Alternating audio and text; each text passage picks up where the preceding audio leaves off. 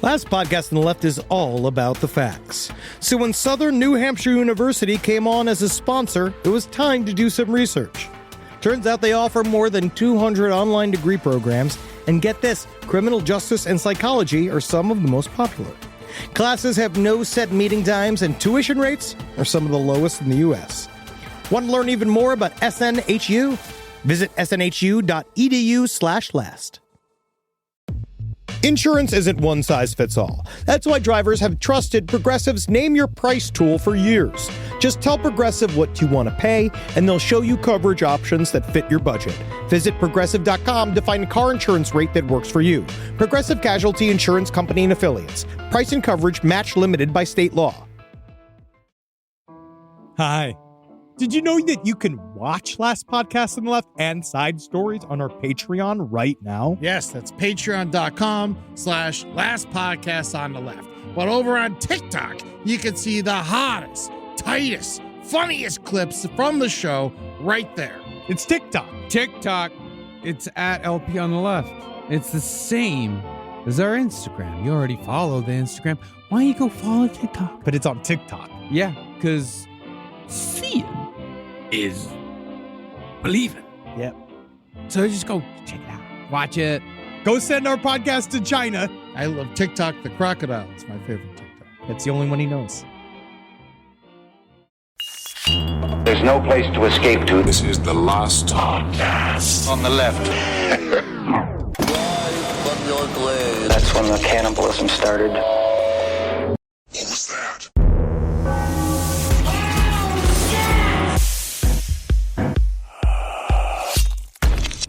All right. You ready? I'm ready, man. I'm fucking so fucking ready. Yeah, we are closing it down. I feel the heat. Hell yeah, man. I feel the heat. I feel the melting of the gas mask already. Yeah. And it's just nice to finally be here. I just want to go to a bank and shoot some people. I know. I've been craving it. Is that weird? Yeah. Ever since we started being like, this actually sounds kind of fun. Yeah, these guys are smart. Like, they get to go do that as a group. Because our buddies, we don't do jack shit if it's not about work. We used to rob banks all the time. Yeah, dude. Like, we need to get back to simple friendship. Yeah, man. Welcome to Last Podcast on the Left, ladies and gentlemen. My name is Marcus Parks. Getting back to simple friendship is Henry Zabrowski. Hey, no, revolutionary. Matiti. Matiti Mawinda. Oh. Yeah, that is me. I'm ready here. I'm holding my tits, ready for justice. I have ingested enough leftist ideas, thanks to the SLA, that I've given up on deodorant. Yeah.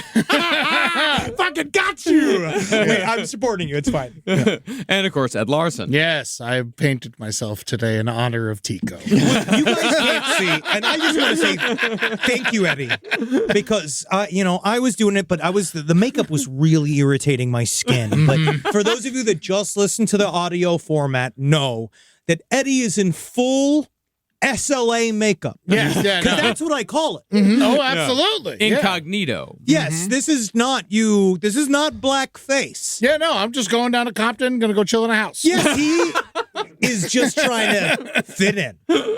So when we last left Patty Hearst, she, along with Tico and Yolanda Harris, were in a motel room in Anaheim watching live footage of an army of police officers surrounding a yellow stucco house in Compton. Inside that house was the rest of the SLA, Jelena, Zoya, Gabi, Fahiza, Keiju, and their leader, Singkyu Mtube. Each name dumber than the last. It hasn't gotten better.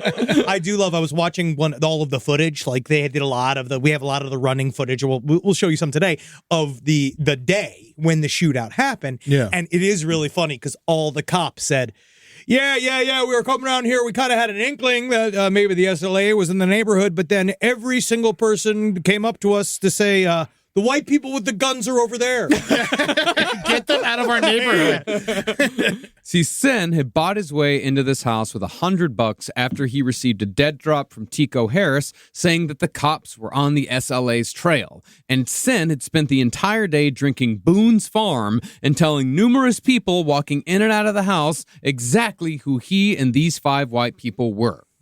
So, when a concerned mother saw an LA... This is my make evidence against me juice. I tell you what, fella, what I like to do is I like to strap on 5 or 6 Boone farms, and I like to give myself out. I'm here for you.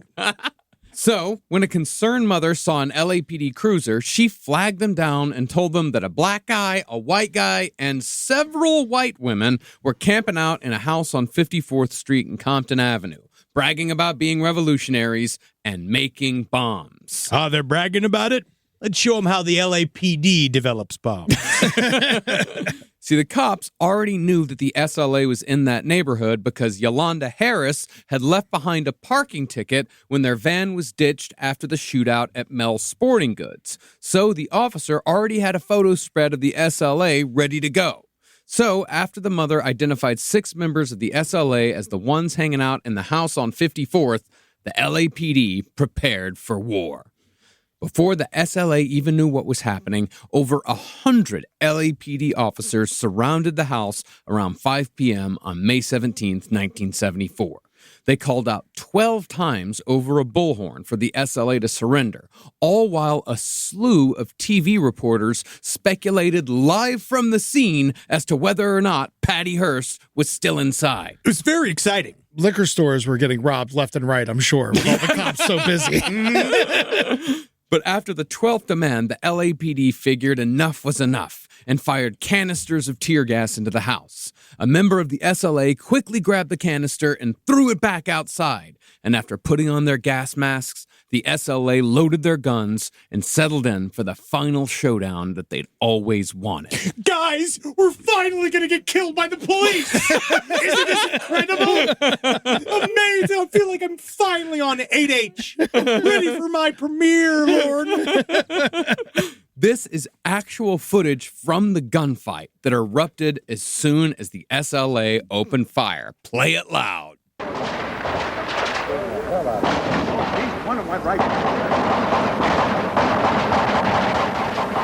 When that gun battle erupted, we moved down the street. Damn. It is crazy. Yeah. It was a huge gunfight. Massive. I can't believe so many more people didn't die. Yeah, seriously. Yeah, it's incredible. Now, for over an hour, the SLA fired in 30-second intervals with automatic weapons and shotguns, while the SWAT teams laid down heavy repressive fire to prevent the SLA from shooting with any accuracy. Can I say it's always been one of my fantasies? To be killed by the police? No. I want to be celebrated by everyone. But I've always wanted to, when a tear canister comes in, to kick it out a window. That's like one of my favorite moments from anything, and I've always wanted to do it. Because if you pick it up with your hand, it's super hot, right? Yeah, it can be. Yeah, you just go. Well, you just got. But you grab your revolutionary flag and you pick it up and you throw it out. Oh, yeah, a little handkerchief. Yeah. Now, meanwhile, people in the surrounding houses laid down on their floors as soon as the gunshots started to avoid stray bullets, because this was a small house in a row of houses that were all very close together. Newsmen, meanwhile, were reporting from the scene, and they actually felt SLA bullets whizzing by their heads. One dude was holding a camera canister, and the bullet hit the fucking camera canister and bounced off and landed on his shirt sleeve. Because the way it sounded, too, the cops rolled up and they surrounded them, and they really were saying, like, we think Patty Hearst is inside, essentially. Send everybody out. Let's not go through this. But the way they responded was over the fucking top. Yeah. The SLA just started fucking doing automatic gunfire as soon as they were outside, and it was just, and they're not good at it. Cops get super mad when you shoot at them. They're like, nah, chill with it. You know who does as well? Comedians. It's a pet peeve of mine to be shot at. Well, in all, the LAPD fired more rounds during their shootout with the SLA than they ever had in any assault previously done. They fired more than 9,000 bullets. Wow. The SLA, however, also had an incredible amount of ammunition at their disposal, an estimated 4,000 bullets fired, and their ferocity forced the LAPD to bring in even more officers. Here's police scanner footage of the cops desperately calling for backup. 40 David, let's listen up, because we're going to need your assistance. Now, we need all the gas that you can round up from Parker Center or any geographical division, and we need it down here, Code 3, as fast as you can get it down. In addition to to that, we need all the ammo that we've got in the safe. We're taking automatic fire front and back from this location. They're much better armed than we are. I can already hear the demand for more audience. It's absolutely wonderful to hear that. This is more hullabaloo than was inspired when I played Hooker with a Limp in Sweet Charity. But incredibly, even though there were there was nearly 15,000 rounds fired during this gun battle, not a single person outside of the house was killed or even wounded. Now, we don't really know how it happened, but somehow, after the gun battle had gone on for almost an hour, the yellow stucco house where the SLA made their last stand caught fire. I do have a theory. I got two theories. Is that, well, it's very similar to the ye old Waco scenario. Mm-hmm. Yeah, that's what I was thinking too. Maybe there's something going on there. I do think possibly one thing, that old house, shitty house, you throw a couple of tear gas canisters in there, it could very well spark a fire and it could blow up the whole place. There was also rumors that there were gas canisters inside. Yeah. See, they said that according to one of the police officers that I thought was interesting, I thought was a clue, was that they had some form of C4. They had light chunks of explosives. So what they were doing was, like, they heard, apparently in the background, you can hear a lot of the firefight. You hear a boom, boom, a boom, boom, which is these, like, essentially explosions that they're setting off. So they might have set themselves on fire. Yeah. Also, like, you got to imagine you're firing thousands of rounds out of a rifle. It's going to be very hot. Yeah. And you just put that shit on a shitty carpet or a drape, it could just go up. That's very true. Oh, and then they're all bad revolutionaries, so you can hear, it's like, you know how in every old movie they'd always call for if someone got shot or, like, had a health emergency, you just hear, like, medic, get me boiling water. You know, like, it's like that thing. We're like, I need boiling water. And so you can just see, like, one of them, like Kaju, being like, I am not supposed to watch the pot. I know that that's an eternal old rule of age, and since the beginning of time, but the longer I'm watching this pot, it's not boiling, Tinku. What am I supposed to do? We're all bleeding to death. Save me, black man. But even when the flames began jumping to the nearby houses, firefighters couldn't come close because the SLA continued their personal war against the LAPD even as the house burned down around them. The cops made one final plea for the SLA to come out before the house fell down on the SLA's heads, but were only met with one last burst of defiant gunfire. Now, when the fire became too intense in the front, Sin and the others retreated to the rear of the house. They pulled up some floorboards and curled up with each other in the crawl space.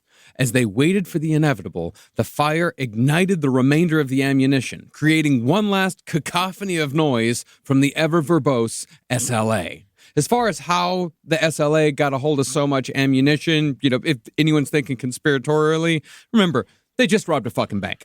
Yeah. They had a lot of cash on hand to go buy ammunition, and they weren't spending money on anything else. They were stockpiling for a long time, They too. were looking for it. That was like one thing I realized as they were going, they were picking up piece by piece by piece. And if they are a CIA op, they had long abandoned their leaders and were now in a free reign area. So they were not getting a steady supply of ammunition. But when the fire finally reached the back of the house where the SLA was taking refuge, Fajiza tried making a run for it by sneaking out of the crawl space in the backyard so she could move to the next house over. Gabi came out behind her, but when she saw a police officer stationed behind the house, Gabi opened fire, and a single returning shot hit her right between the eyes, killing her instantly. I told her to stop drawing that ironic target on her forehead. I said, there's nothing ironic about it unless you're shopping at the Walmart.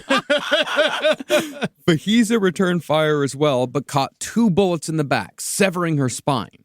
Jelena reached out and pulled Gabi's corpse back under the crawl space beneath the flames, and together, the SLA let the flames take them.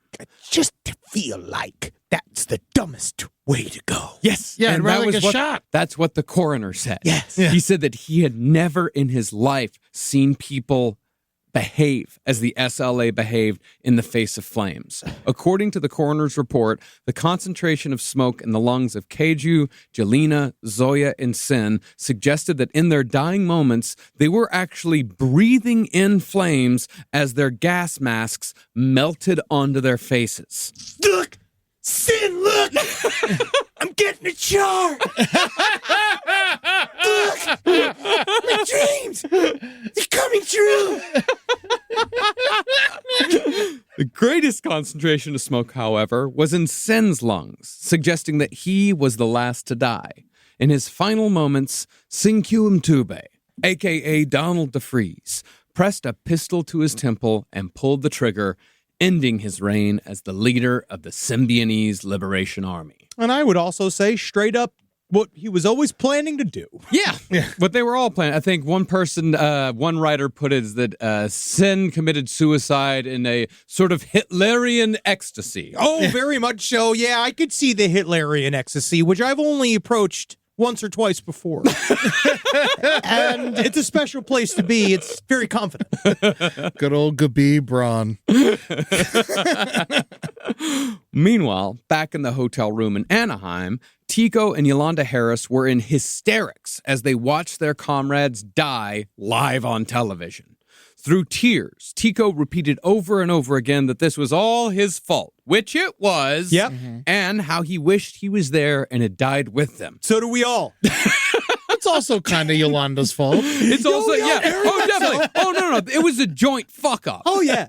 Yolanda, however, said that being killed would have served no purpose, and Sin would want them to live and fight on for the cause. It's actually the exact opposite of what Sin wanted. Sin kept saying, I want you to die. He literally was saying, we're all going to die doing this. He said it many times. He says that was the point. It's kind of a shitty game plan. Yeah, Eddie. Because there's no follow-up. Because you don't get to see the revolution. It's not going to happen. Yeah, the propaganda didn't make any sense because he was saying at the same time, he's like, yeah, this is going to be the Symbionese nation one day, but also we're all going to die in the making of the Symbionese nation, but we're also going to be the leaders. It doesn't make any fucking sense. If I'm seeing Blue Oyster Cult, right, and there is not a single member of Blue Oyster Cult left to see, or the OG lineup, right? Like, I'm not going to go. I'm going to find that out. I'm not going to go, right?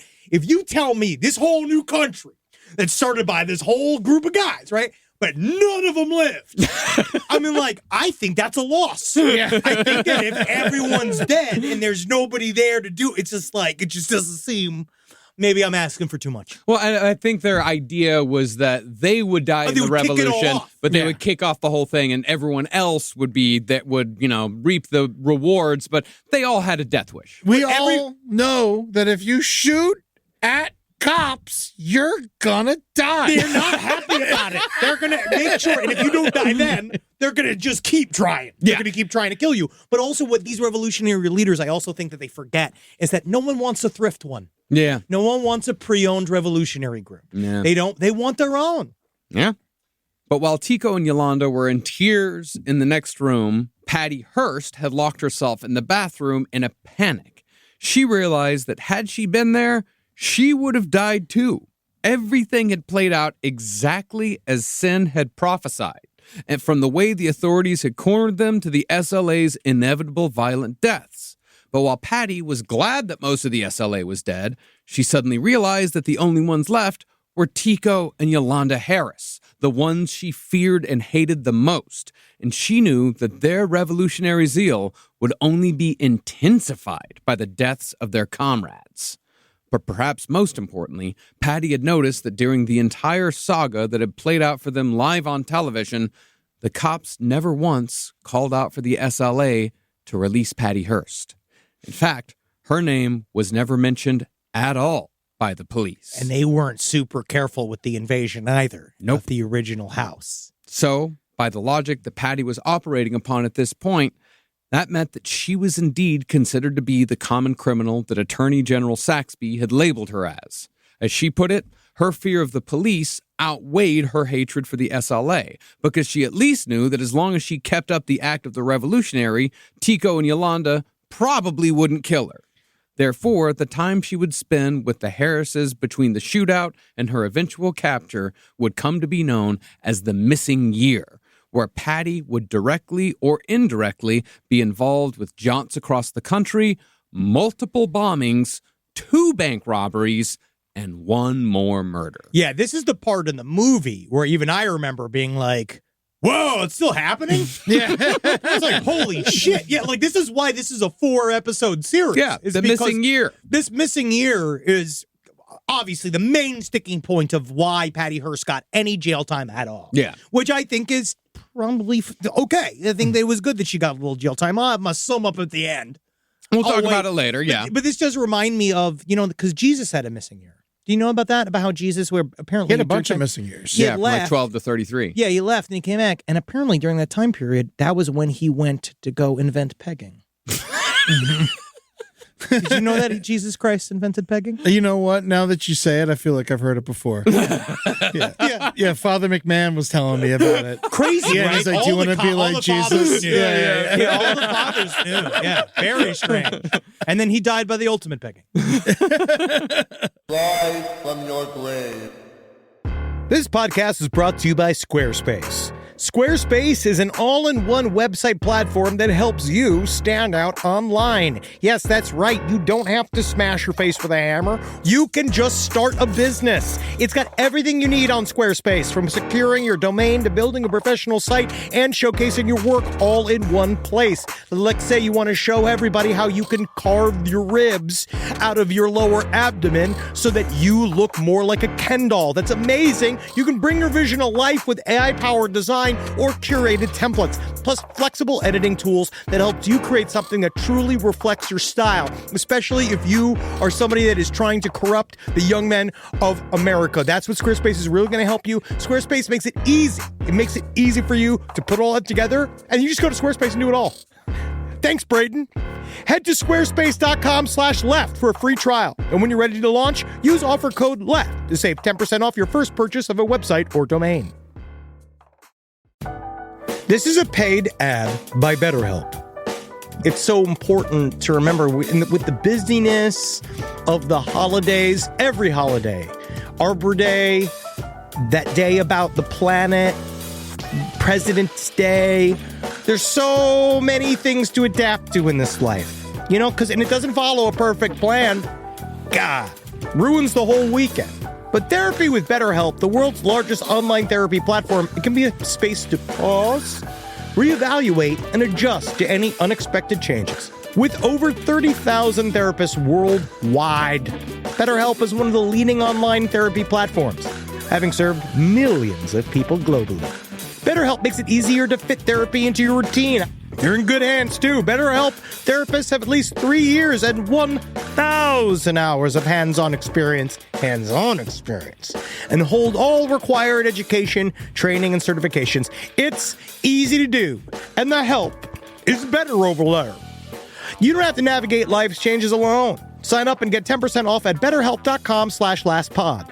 That's betterhelp.com/lastpod. Summer means freedom. And for adults, summer means work next to freedom. But thanks to Mint Mobile's summer sale, it can almost feel like the work is playtime for the adults. Right now, all of Mint's plans are $15 per month, even unlimited. Free yourself from big wireless and switch to Mint Mobile for high-speed data and coverage on the T-Mobile 5G network. It's so well connected, I could call from anywhere. Deep from well within my bunker, where my AI-fueled robots slowly but surely toil for me, but I know for a fact I'm saving money on my phone plan. Or up above, where I'm training all of my giant Amazon female warriors who will fight in bulletproof mesh. Also, honestly, Mint Mobile's really cheap, and it's really reliable, so you should use it. To get your new wireless plan for just $15 a month, go to mintmobile.com/LPOTL. That's mintmobile.com/LPOTL. Cut your wireless bill to $15 a month at mintmobile.com/LPOTL. That's it. There's no catch. Upfront payment of $45 per 3 months, $90 for 6 months, or $180 for 12 months. Plan required, $15 per month equivalent. Taxes and fees extra. Initial plan term only. Greater than 50 gigabytes may slow when network is busy. Includes up to 20 gigabyte hotspot. Capable device required. Availability, speed, and coverage varies. See mintmobile.com. Now, we're well aware that people are skeptical about Patty's claims that she was not a full-fledged member of the SLA, especially after she rescued Tico and Yolanda at Mel's Sporting Goods. But Patty's claims about her state of mind can be backed up by psychological studies involving American prisoners of war. See, if you'll remember from our... See, POWs are worth something. See, if you'll remember from our MK Ultra series, American authorities were baffled by the fact that so many American servicemen were not only cooperating with communist forces during the Korean War, but they were still spouting communist propaganda even after they'd come home. Pilots were coming back saying, like, yeah, I'd gone over to Korea and I'd engaged in chemical warfare. I dropped bombs over Korea that had killed, hundreds of thousands of people. Never happened. Yeah, it didn't happen. They At just all. believed it. Yeah. Now, that phenomenon had been partially responsible for the creation of the MK Ultra program, because American authorities were convinced that this wild change of belief in their soldiers had been achieved through advanced Soviet psychological torture techniques. Yeah, because how could you turn against America? We got John Wayne, licorice. We got Licorice is more of a Swedish thing. Yeah, you're right. It's Grand Canyon. Yeah. You can't be mad at the Grand Canyon. You can't defect against. I mean, who Tits. cares if We all got your the- friends got killed around you? Yeah, I mean, you just can't defect. But they really did think that it required a superhuman, an entire new method of destroying the human brain and putting it back together. But it's actually kind of weirdly easy to fuck up the human. She was violently kidnapped. Oh, we know. This is Well, that's the thing. Let's get into it. In reality, this phenomenon, concerning the soldiers, it was a result of a fairly simple form of torture that was extremely similar to what Patty endured at the hands of the SLA, and, as a bonus, was later used as a handbook for the psychopaths at Guantanamo Bay during the early days of the Iraq War. We're always learning. It's a good lesson. Never stop learning. Always be a student. See, in 1957, a sociologist named Albert Bitterman developed a table that illustrated the methods used to break hardened American soldiers. It's called tits, wieners, balls. Show them tits. They can't get at the tits. Get angry, right? They fight against their ropes, trying to get at the tits because they're soldiers, right? Desperate for tits. Number 1. 2, fuck up their wiener real bad. Balls. Hit them with a hammer as well. Yeah, maybe a little fire. You seem to have forgotten asshole. You see, the asshole, you should be surprised, is that eventually, the more you torture the asshole, the more they begin to enjoy it. Well, this guy called his chart Bitterman's Chart of Coercion. And at the core of his theory were the 3 Ds: dependency, debility, and dread. During the Korean War, Korean and Chinese interrogators had used isolation, threats, monopolization of perception, degradation, and occasional indulgences on American POWs to change their perception of reality. These were many of the same techniques that the SLA had used on Patty. In addition to that, they'd also used so-called thought reform tactics used in Maoist China that were designed to break down a person's worldview and remake it into what their interrogators wanted. It's really not that hard. It's not. Because if you're in a group dynamic already and you're trying to make it in a group dynamic, so like when you're a prisoner, we talk about make it, meaning survive. I mean, you were trying to get out of this scenario. It's not about being a good soldier. It's not about being a good American. It's about being a live human being. And so somebody like this, it's like, it's kind of crazy just how quickly, if you want everybody to fit in a little circle, once everybody starts digging in on everybody's purity of thought, that's actually extremely easy way to get somebody to fall in line. Yeah, and I don't like to get too serious about it, but you see it with battered women all the time. Yes. They start like taking up the ideals of the person who's battering them. What's extremely interesting, you bring that up, Bitterman's Chart of Coercion is actually also applied to domestic violence victims. Well, chief among these tactics were the criticism-self-criticism sessions, also called struggle sessions, which were modeled after Maoist re-education campaigns. In these hours-long sessions, members of the SLA would heavily criticize a member, then that member would have to heavily criticize themselves. Patty Hearst, in particular, endured the worst of these sessions, day after day, week after week, month after month, until her view of reality and her view of herself completely changed. So, by the time of the shootout, 104 days after she'd been kidnapped, Patty believed that the authorities were going to shoot her down like a dog, just like they'd done with the rest of the SLA. And she fully believed that even if she did make it past the authorities, her family no longer wanted her back. Furthermore, Patty believed that if Tico and Yolanda Harris caught her trying to escape, they would undoubtedly kill her. So, her view of reality, especially after the shootout, was that her only chance of survival would be to go along with whatever the Harrises said. I think it really tracks, and I think that if she was in that house, she would have been very much so killed by the police. I think that she would have ran from a burning building. Personally, I think that she probably would have left if she wasn't then immediately shot as she was running away. You know, well, we saw that she didn't. Who was the one who got shot in the head? Gabi. Gabi, yeah. Gabi, yeah, was she didn't get shot until she fired. No, right? that was her job to get shot in the head. It always was. But yeah, I mean, they may have had, I'm sure they did have instructions like take every woman alive. Yeah. Like, men, who gives a shit, but take every woman alive because one of them might be Patty. And it's bad PR. Yeah. Patty's family, meanwhile, were devastated by the shootout in Compton because they had no idea if their daughter was one of the 5 charred corpses being hauled out from underneath the ruins of the house where the SLA had made their final stand. But as the Hearsts watched the news reports from the wreckage on that first night, who else should they see on their screen but Stephen fucking Weed? Yeah.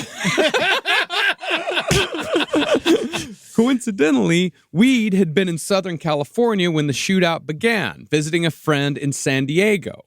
As soon as he heard the news about the shootout, he hopped in a car and sped north to the scene of the crime. If there's smoke, there's weed.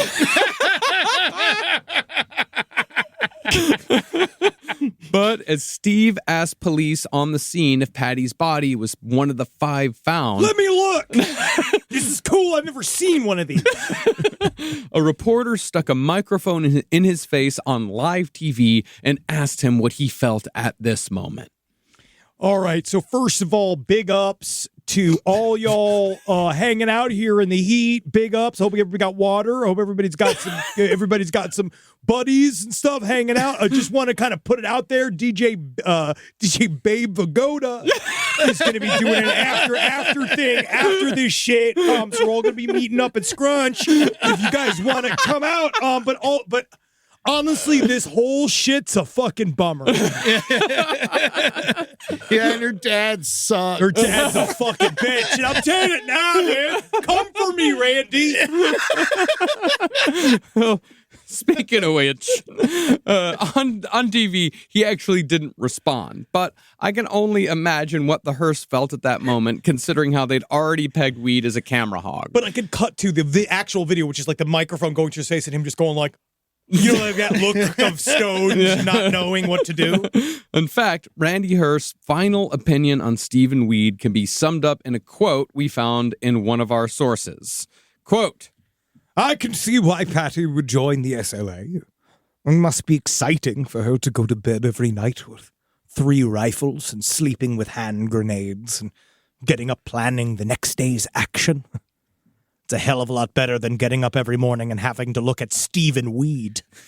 Randolph Apperson Hearst, 1974. That is a real quote from him. You're so cheeky, Randy. Yes, and as I remember, I went down there and I spoke to several revolutionaries and I was almost changed. It's absolutely incredible. Now, after the shootout, Tico, Yolanda, and Patty returned to San Francisco and laid low because the Los Angeles District Attorney had announced that the 3 of them were wanted on charges of kidnapping, armed robbery, assault to commit murder, and a dozen other charges, all stemming from what happened at Mel's. Because remember, after Mel's, they kidnapped 2 people. They stole cars. Oh, yeah. There was a whole rundown. There was a whole Bonnie and Clyde sequence. I think You can go ahead and say attempted murder when you fired the gun. That yes. is assault to commit murder. Yep. Yeah. But after every other contact and Yolanda's revolutionary address book in San Francisco rejected them, the person who eventually helped and would form the foundation of the Symbionese Liberation Army Mark II was the person at the very bottom of Yolanda's revolutionary contact list. Her name was Kathy Salaya. I feel like that I know this person.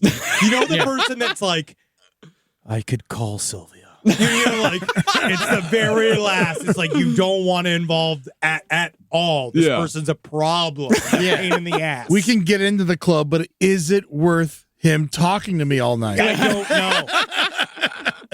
Well, Kathy was a close friend of the now deceased SLA member Jelena Atwood. They'd worked as scantily clad waitresses by day before the revolution, but by night, they were both serious actors. Remember, she was in that boring fucking play, was it Gumby Galunga? No, not Gumby Galumpa. It was called like Horace Applebottom. It was one of those been like, take the vase when you leave. Like it was like dumb old shows. I was like, why do tigers wear paper neckties? Kathy, however, had been considered too flaky to be trusted with underground activities. She wanted to be in it so bad. Say it again.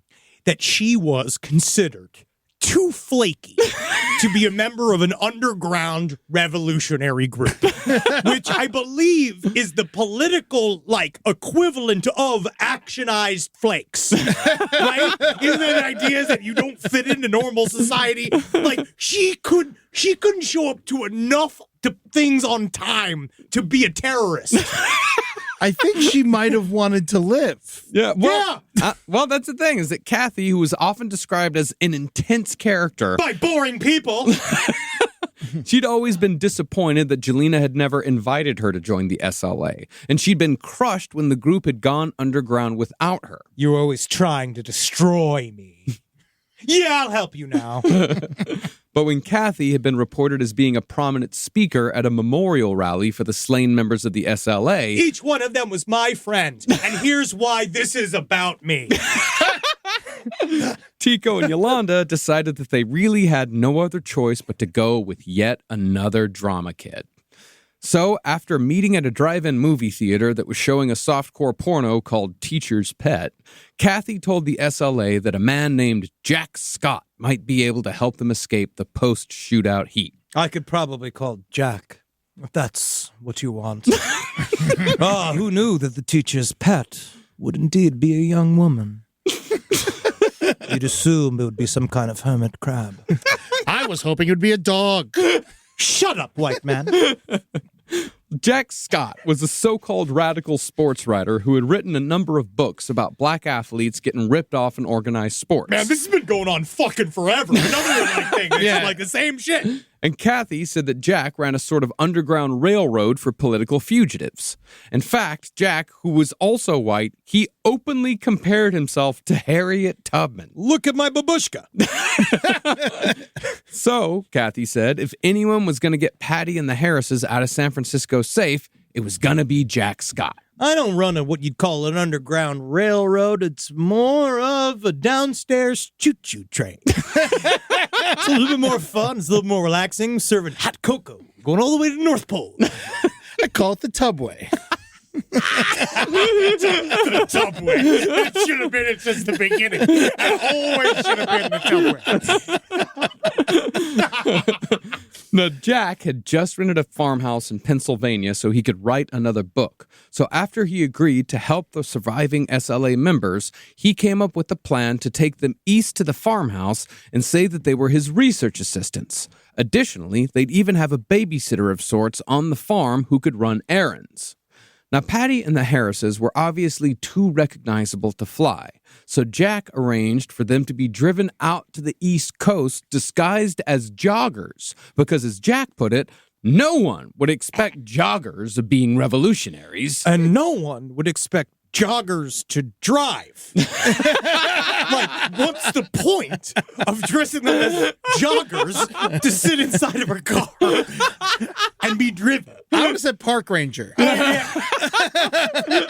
Couple of clowns. Honestly, you could have put them in full clown makeup. No one would have said anything. It's everything. They would have said, look at those clowns. Yeah. But yeah, if you're stopping for a fucking pit stop between Scottsdale and Amarillo, like people are gonna notice the people decked out in Adidas from head to toe. Yeah, oh yeah, they're just sitting there doing them, standing up on the, trying to keep their pulse rate going. Just jogging through, just jogging. But once they arrived at the farmhouse in Pennsylvania, they found that the so-called babysitter that Jack had promised was another revolutionary fugitive named Wendy Yoshimura. Wendy had been born in a Japanese internment camp during World War II, and her family had moved to the ruins of Hiroshima after the war before returning to California 10 years later. So she loved America. yeah. That's what I was about to say. Is that, like, her getting radicalized, like, that wasn't a big jump. Really wasn't a big jump. She joined a group called the Revolutionary Army with her boyfriend, a guy named Willy Brandt. A lot of Willies in the story. A lot of Willies in the story. And also the interesting thing at this time is that the leader of Germany at this time, when Germany was dealing with their own white terrorist problem, the Baader-Meinhof group, his name was also Willy Brandt. Weird. Strange. Wow. So good thing he didn't get in trouble for this. But much like the SLA, the Revolutionary Army was not an army at all. In fact, it was pretty much just Wendy Yoshimura, Willy Brandt, and a guy named Mike Borton. But even so, Wendy said that their group bombed banks, nuclear laboratories, police cars, and other political targets throughout the early 70s. By her estimation, they were responsible for at least 40 bombings over a 2-year period. These bombings, however, were designed to be symbolic, and no one was ever hurt or killed. Yeah, were they on a stand-up tour? Like, what do they mean it was symbolic? Like, It was symbolic. They just think of it like Fight Club. They're Fight Club. Yeah. but what are they exploding? Oh, they're just setting off bombs in front of police stations. But they're just in front of them? Yeah. It's the same thing the Weather Underground did. Yeah. No, but they killed themselves. But I feel That like was an accident. That was an accident. But if no, you're it just was the blowing exact. bombs on the street. It could be for any other business on the street. No, What if you're fighting UPS? You know what it's for. You're being obtuse. But Willy Brandt, the leader of the Revolutionary Army, he had stored his explosives in a rented garage in Berkeley. And when Brandt, Mike Borton, and another friend went there to get more materiel, the cops were waiting. Wendy heard about the arrest on a police scanner, so she called Willy's friend, Jack Scott. And Jack Scott sent her to the same rented farmhouse in Pennsylvania where he sent the surviving members of the SLA. So it sounds like you're going to have to take the downstairs shoot-you. And remember, when you leave, strip the beds. Yeah, if you could, and you could Fill put them the in the washing dishwasher. machine, please. Shut off all the lights. If also you can pay my taxes. I've left a couple of forms out that you can fill. That'd be great. As far as we know, however, Wendy and the SLA were the only people that Jack Scott, the supposed white Harriet Tubman, ever saved. That's all I'm ever going to call him. White Harriet Tubman. You just White Tub.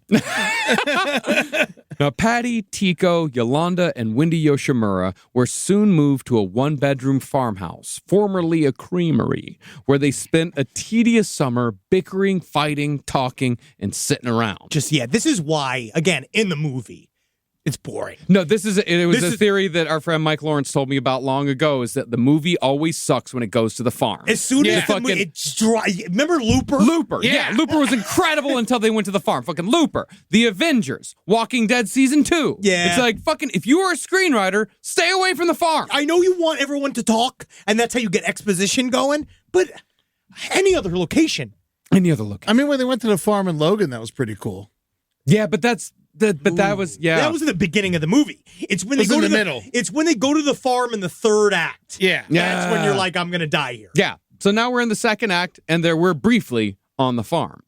Now, since Tico had become the general field marshal of the SLA, now that Sin was dead, he continued their regimen of calisthenics and combat drills. He even tried bossing Wendy Yoshimura around, criticizing both her taste in books and her lack of get up and go when it came to training for the revolution. Because maybe you don't understand what the black man's got to go through in this country, Wendy. Not like me, old Tico. Well, his argument actually was that he would tell her, is like, since you're not white, you have more of a responsibility, that you need to be one of those third world leaders that comes in and leads people, and you're just sitting here like you're on vacation. I need to start saying this to random people. I like that idea. You're not white. You need to lead the revolution. Yeah, it's going to work out fucking great for you. Excuse me, ma'am. I know you're not white. I need you to take over.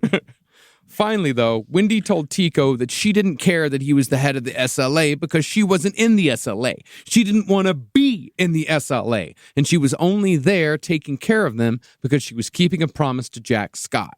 Wendy's very cool. Yeah, Wendy's cool as shit. Yeah, she's a badass. She's kind of my favorite so far. Oh, yeah. No, she's like genuinely, you could just see her like smoking and just going, I'm not in the SLA. I don't want to be in the SLA. You're like, Yeah. and he's just like,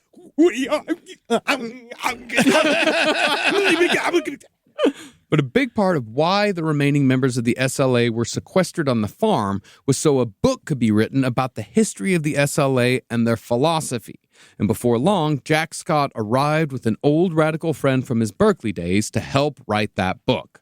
Now, this unattractive, overweight man with long, stringy hair did have a PhD from an Ivy League university, but his biggest claim to fame was that while he was doing academic study in London, he'd been arrested for taking a shit on a picture of Queen Elizabeth. Yes, I shall the ball. The power of intellectual protest. I'm going to change the color of her pearl necklace. Yeah, so I made it a bunch of brown rounds. I was promptly removed. But despite this ignoble distinction, this man was tapped to write the story of the SLA. I think he's the right man for the job. All of this would be told in question and answer form, but the big hitch in the story came when the SLA tried rationalizing the techniques they'd used to convert Patty into a revolutionary. The writer was shocked when he was told that Patty had been locked in a closet for 2 months, but Tico tried explaining it away by saying, yeah, but it was a big closet. If you are. It certainly was not. No, it specifically wasn't. No, it was a very, very slightly small. bigger than a pantry. Yeah. Yes. Furthermore, when it came time for Patty to answer her questions, she did so in a flat, obviously depressed tone. She's just trying to make it through the fucking day. Yeah, you know when you're trying to not answer questions. You know when you're like in the middle of a fight with a loved one, but then you ask like just a normal sort of practical question and you have to answer it? Mm-hmm. You know, but you've been just fighting, but then you have to go like, oh, well, the dog's got to go to the grooming at 11:30. You know what I mean? Like, it's like that style. Yeah, but also she should just be at spring break. Yeah. You know, like I imagine she's horribly depressed. Yeah, she's 20. No, she is. She's horribly depressed. She's 90 pounds. She goes entire days without talking to anybody when she's on the farm. These tapes in their original form never saw the light of day, and Patty believed that her obviously diminished capacity was why Tico never allowed the writer to take the tapes with him. Well, the way she put it, anyone who heard the tapes would have a hard time believing that Patty was sincere when she talked about how she had been proud to participate in the Hibernia bank robbery, or that she had not been kidnapped but had been rescued from her bourgeois life by the Symbionese Liberation Army. But I find it interesting that Teco didn't make her run it over and over again like Sin-Q. You can kind of see the passion's gone. You know, there's like, not for lack of trying, but you could just see that was like what Sin-Q would have done was that he would have drilled her and made her do it again and again and again. And you can kind of just be like, Teco, just be like, you didn't do any of this right. Yeah. None of this is right. I can't believe we're longing for the days of Sin-Q. Yeah. But Tico also didn't like how he sounded, quite possibly because he didn't sound like much of a revolutionary, meaning he didn't sound black. Remember, Tico's from fucking Indiana. Oh, yeah. Yeah. But the more interviews that Tico, Yolanda, and Patty did, the more Tico came to believe that their host, Jack Scott, was more interested in publishing the SLA book than in actually helping the SLA. What are you talking about, my brother? There's no possible way. All right, now just sit down. Now I have some chitlins a stirring. I got some greens a bubbling.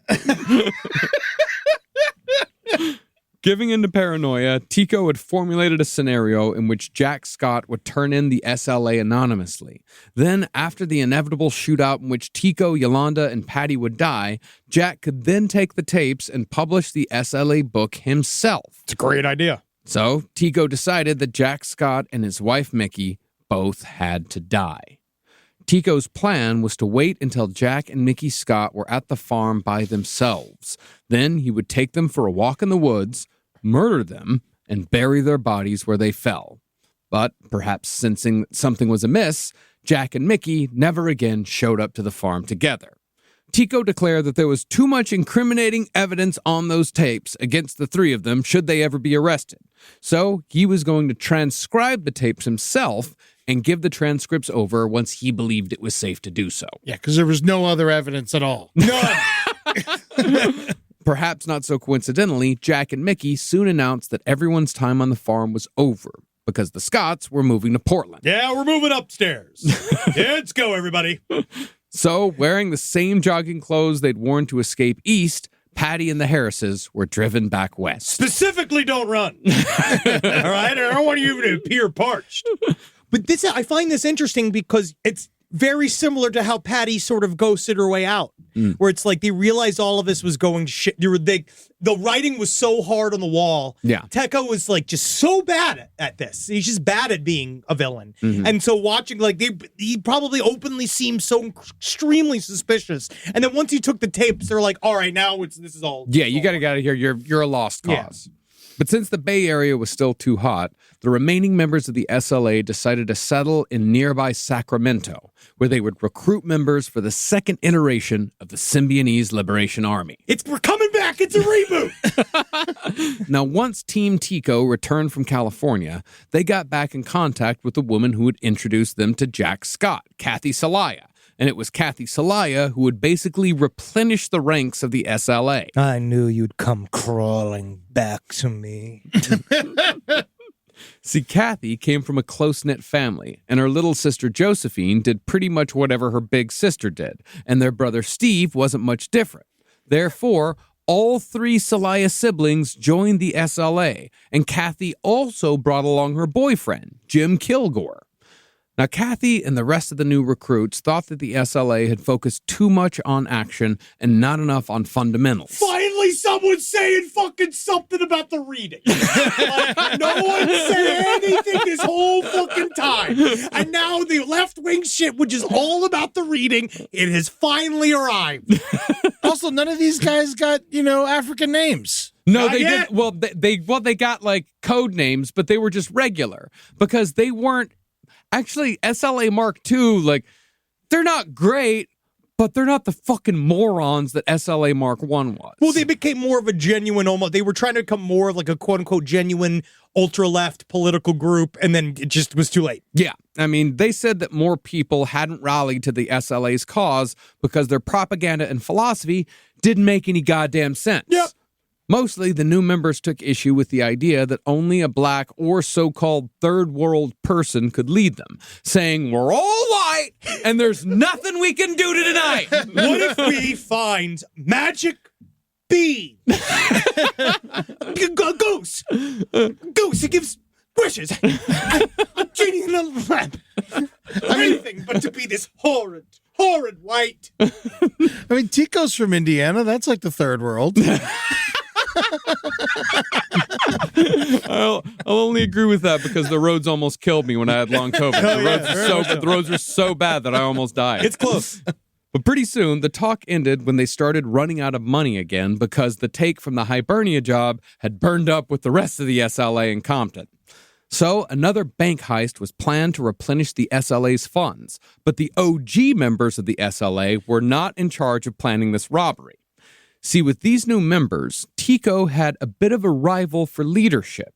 This rival was the aforementioned Mike Borton. Could have been a bag of pennies as far as I'm concerned. Yeah, seriously. Borton was a muscular, tough redhead with 2 chipped front teeth and a large tattoo of a dragon on one of his arms. I'll tell you the truth, I asked for a salamander. But they made it like this. Come for me, Tico, and see what the rat can show you. Well, if you'll remember, Mike Borton had been the guy who was arrested with Wendy Yoshimura's boyfriend in the garage full of explosives. So Borton had actually done time. He even had a prison tattoo. He had a clenched fist on his chest. All it's missing is the cock on the top and the balls at the bottom. No, Mike Borton, too, is that they do have, like, it's not a fetish for prisoners, but they definitely respect him more because he's already committed crimes. That's the thing. Since Mike had actually been in prison, he technically had been more, quote-unquote, oppressed than Tico Harris. So he actually had a better claim to leadership than Tico did. Borton, however, had no interest in leading the new SLA, although he did enjoy taunting Tico about how he was technically more qualified. Do you know that red hair is more rare and more considered a minority than brown? Shut up! Shut up, you ginger-headed, toe-headed freak. You're the freak. Now, I don't know how well Mike would have done leading the SLA. Not well. But he was certainly a talented criminal because the bank robbery he led could not have gone smoother. It lasted just under 2 minutes. They came away with almost $4,000, and nobody said shit about it being an SLA job. Because it was a whole new crew. Yeah. And they didn't claim it. Well, they didn't want to claim it. No. They were like, no, we just need money. Yeah, we just need money. There are more important things than going into a bank and just scaring people. That shit doesn't make any sense. All it does is bring heat on you, and it doesn't accomplish anything. Yeah, God forbid we give up our location again. But Yes. Marcus, you mean to tell me that they left their revolutionary ideals behind? Quite possibly. I can't. It's like they're not even wishing they were black anymore. Rise from your grave. Woo-hoo! Woo! Yeah. Woo! Yeehaw! Bang, bang, bang, bang, You. bang, bang, bang, bang. Man, we got our Omaha steak boxes in today. My Omaha steak box arrived, 4-hour personal experience, and I gotta say, just opening it up made me excited. The steam of the dry ice, the gleam of all of the meat products. And you know what it has is one of my favorite things is my selection. It's like, because obviously I love a big steak, Yeah. but they do get the little baby steaks, the little Little sirloins, poppers. those little poppers. You could eat Yeah. 3 or 4 of them in a go. They're like if That's steaks were oysters. That's like my favorite because they're good for breakfast. You can do 5 or 6 in a go. Go to Omaha Steaks. This is not even just like, yeah, sure they gave us meat, and yeah, sure they pay us money, but honestly, they're really good meat. Yeah, you like fat dogs, and I ain't talking about regular dogs. I'm talking about these hot dogs. Man, those hot dogs, they've been chunky. They are thick as Andre the Giant's fingers. Honestly, I'm like worried about where I'm going to get a bun that can support these thick dogs. I'll show you where to get one. Thank you. Try the Burger Perfection Flight at omahasteaks.com today. That's 20 premium steak burgers for just $79.99. Plus, get $35 off with promo code LEFT. That's omahasteaks.com, promo code LEFT for $35 off at checkout. Terms apply. See site for details. Go and get yourself some meat. Most of us picked a bank at 16 and never looked back. Sound familiar? That's where Chime comes in. They're not like traditional old banks who charge fees and gatekeep perks and rewards. Chime offers the most rewarding, fee-free banking, all with no overdraft fees, no monthly fees, no minimum balance fees. You get 5% cash back on Chime Card in a category of choice, like gas or groceries, all while building credit through regular, everyday spending with no credit check. And you can also grow your money faster with a savings rate that's 9 times the national average. Join the millions who are already banking fee-free with America's #1 choice for banking. Head to chime.com/left. That is chime.com/left. Sign up now. It only takes a few minutes. Chime is a fintech, not a bank. Banking services and Chime Card provided by Chime's bank partners. Qualifying direct deposits required. Terms and limits apply. Go to chime.com/disclosures for details. In the United States of America, there's a break-in every 26 seconds. That means somewhere, right now, an intruder is getting closer. The problem is most security systems only alert you after a break-in has already started. That's too late. Choose SimpliSafe to secure your home. Using the Outdoor Camera Series 2 and advanced AI alerts, SimpliSafe's US-based live agents identify threats on your property and help deter them, stopping crimes before it starts. That's a real peace of mind. They've got a really great security system that makes sure people don't get in your house or it makes a big noise. And to me, that's a big deal for me, is that it protects all of our yelling with a siren in our studio, which is one of the most important things that can be protected. I don't care if thieves come and kidnap us. I don't care if marauders come and steal our staff and bring them to another country against their will. As long as our words aren't affected, as long as our precious data isn't affected. And SimpliSafe does that. And for that, I say, God bless you, SimpliSafe. God bless you. God bless you, SimpliSafe. God bless you. Experience greater peace of mind with SimpliSafe, now available with an exclusive discount for our listeners. Right now, you can get 50% off your new system by visiting simplisafe.com/LPOTL. That's half off at simplisafe.com/LPOTL. There's no safe like SimpliSafe.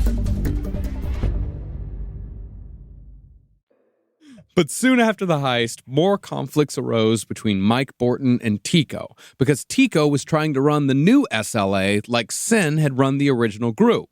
Problem was, Tico was a little bitch and everyone knew it. Plus, he didn't have the blind loyalty the original SLA had given Sin just because Sin was black. It's like I'm black. Even so, Tico tried controlling the personal lives of SLA members and held a special meeting to call out Mike Borton's LSD consumption because drugs were forbidden in the SLA. Mike, however, said that one of his life's greatest pleasures was dropping acid and running 10 to 15 miles on the beach. That's ungovernable for me. Yeah, he said that he wasn't going to give that up for anyone. That's what I do. That's Mike. Okay, if you take that away from Mike, you might as well take my clenched cock tattoo away from me and my sumptuous rose of ginger hair. All right, I'm Mike. I drop acid. I run on the beach. Okay? I don't know what I do for the rest of the 12 hours that I'm tripping balls. But for the first 2 hours of it, I'm running on a beach. Well, finally, a compromise was reached in which Mike promised that he wouldn't drop acid in the safe house. But later, Mike told Patty that during his entire argument with Tico about dropping acid, guess what? He was on acid. I'm on acid right now. This fucking guy's trying to tell me to not be on acid anymore, man. I'm on more acid than I am on normal. I ran to the beach this morning and I took more acid just to sit on the couch. It's like Lawrence Taylor with crack. Very similar. This is me. I'm LT. I need crack. Now, while the first heist with the new SLA had just been about the money, the Harrises, Tico and Yolanda, they'd argued that their next action at Crocker National Bank in a suburb outside of Sacramento should be a full-scale SLA operation. As Yolanda put it, a bank robbery was needed to show the continued strength of the SLA. All of the new members, of course, said that this was a fucking bad idea because it just brought more heat. But Yolanda argued long and hard, as Yolanda often did, and eventually she won. The next discussion was about who would lead the assault team. Imagine being so annoying that you talk people into robbing a bank. Yeah, they're like, fine, all right, let's go. All right, give me a gun. Where's the bank? I'll shoot somebody. Shut the fuck up. The next discussion was about who would lead the assault team, and most everyone voted for Mike Borton because the last heist had been so smooth. That's what I do. Yeah. I'm on acid. I agree to rob a bank. I mean, I'm not on acid right now. No, never in the same. Winking, I'm winking at you. Did I say I was winking? I'm actually on acid and crack. I'm on both. But perhaps because Yolanda was feeling insecure about new members taking over, she demanded the position of assault team leader, saying that it was sexist to think that a woman couldn't do it. Oh. It's not a woman, it's you. It's you, Yolanda. No one was saying that a woman couldn't do it. I No would have one. voted for Michelle Obama. But Yolanda argued and yelled and basically wore everyone down until they finally said, fuck, fine. You can lead the team. Yeah. Job's yours, Yolanda. Good luck. And you're going to be happy with it. But because Yolanda Harris was in charge, the SLA would leave Crocker National Bank with cash, but it would come at the cost of a senseless murder that fell completely on Yolanda's head. Now, the setup for the Crocker robbery was pretty much the same as the Hibernia robbery, where Patty had publicly declared herself to be a member of the SLA. This time, however, Patty was on the outside team as one of the switch car drivers who would calmly carry away the assault team after the robbery. And it should be said, Patty Hearst was distanced by the crew as they were going through these various bank robberies because they were trying to keep her from being recognized. So she was never where the cameras were. So at this point now, she's been kind of, which is also why I can see she stayed in, because this is a much easier job. This is a thing that she could handle. It's driving a car. It's not operating a gun. It's not shooting at people. Yeah, if she had to fight someone in the bank, she's 90 pounds. She might, or God knows what she would do. But this is just her driving. Well, not only that, but when these new members of the SLA came about, like, they finally treated her like a human. Yeah. Like, when she was on the farm with Tico, like, Tico had given her 4 black eyes. Like, oh, really? Like, oh, yeah. No, he had been extremely abusive yeah. Towards her. But these people were treating her like a human. They were friendly. you know? And they were just like, oh, hey, Patty, what's up? And Well, it was more normal because Yeah. now it feel like, well, now she is locked in. She Yeah. did shoot out to save them. Yeah. But as Patty waited nervously near a funeral home in a Volkswagen van for the assault team to show up post-robbery, she saw the stolen Firebird that had been used as the getaway car roar past her, going way too fast. She pulled out and followed them, and when they stopped, the assault team piled into her van and screamed, go, go, go, go, go. Because the first one was basically Ocean's 11. It went off perfectly. The last one went off well. This is very much Reservoir Dogs. Yeah. You know, like when they get back in, they're all like, fuck, fuck, fuck, fuck. Fucking dying over here, man. See, as opposed, I'm sorry, it's just the noise that Harvey Keitel makes. so It's good in it. See, as Great in it. See, as opposed to the jubilation everyone had felt after the last robbery, the new SLA had settled into a miserable, nervous funk as Patty drove them back to the safe house. The only person who was stone-faced was Yolanda, even though Yolanda had been the one who'd fucked up just about as bad as she possibly could have. Well, as soon as Yolanda walked into the door of the bank, she'd shot and killed a woman immediately. From how Yolanda later told it, she had told the woman to move, but the woman wasn't moving fast enough for Yolanda's liking. So Yolanda thrust her shotgun forward, but since the safety wasn't on, the gun went off, and the woman stood there for an instant after being shot before she melted to the floor. Her name was Myra Lee Opschel, mother to 4 teenage children, and she'd only been at the bank that day to deposit the collection from her church. So, like, all the innocent things. Yeah, it's like it's like she was a community leader, her husband was a surgeon. Yeah, it was like you killed like the worst possible person. Like the nicest person in the bank. Yeah, you definitely killed the nicest person in the bank. What was worse for the SLA, though, was that Yolanda had also come very close to shooting an SLA member, Kathy Salaya's boyfriend, Jim Kilgore. Kilgore was on his way to his assigned position in the bank when the gun went off. And had Myrna not been in the way, Kilgore would have been killed instead. Oh, yeah. Kilgore's a name you very rarely see anymore. Yeah. Reminds you of Kurt Vonnegut. Mm-hmm. I was going to say how much I love the name Kilgore. Yeah, Kilgore's an incredible name. Yeah. Apocalypse Now. Yeah. General Kilgore. Kurt Vonnegut. Kilgore Trout. Yep. Mm-hmm.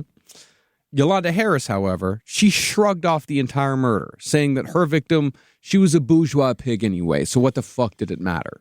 At that point, Kathy Salaya told Patty that she thought that Yolanda must be insane. She is. She's extremely dangerous. Sure. I'm going to go ahead and say they're all insane. And Tico was also unbothered by Myra Opschel's murder, saying that if it hadn't been for good old Myra who'd taken all the buckshot, one of their comrades would be dead right now. I love how much time he got in the CNN documentary series. You know what I mean? This is the guy. This is the guy. Just remember that. Every single time. I feel like it's just this is the guy that is the lead of Jeffrey pulling a tube and Tubin's fucking entire documentary series. Yeah. That's how shitty Tubin is. He wants to hang with Tico. He likes Tico. Yeah, he does. No, this guy gets so much fucking camera time. 3 episodes. I only made it 3 episodes. Maybe they get pushed back at the end of it, but they sure as fuck don't in the first beginning. 3. Tico was also excited that all of them were now implicated in a gas chamber offense. They could all be executed together now. This is the ultimate rush. Getting killed by cops sitting in a chair. That's awesome. I don't even have to go. I ate breakfast on them. That's free breakfast. Free death. And it was concluded that he too was probably out of his mind. But while nobody in the bank ended up saying anything about this being an SLA action, I think after the murder, they kind of decided to not fucking announce anything. The news still described the heist as being an SLA-style robbery. 'Cause it was just like Hibernia. That is in LA. Once you become a type, that's incredible. It is. So, with the modern equivalent of almost $100,000 in their possession from the heist, the new SLA left Sacramento and returned to the place where it all began. San Francisco. San Francisco. And they took that $100,000 and they started a computer company. A little fruit-based company you might know as Watermelon, which was a computer that didn't make it. Unfortunately. Now, after the murder of Myra Opschel, the SLA, like so many groups before them, it began to splinter. Well, now it's just too fucking hot for any sort of activity. Well, once they got to the Bay... Well, that's not quite true. There's still quite a bit of activity to go. Oh, I know.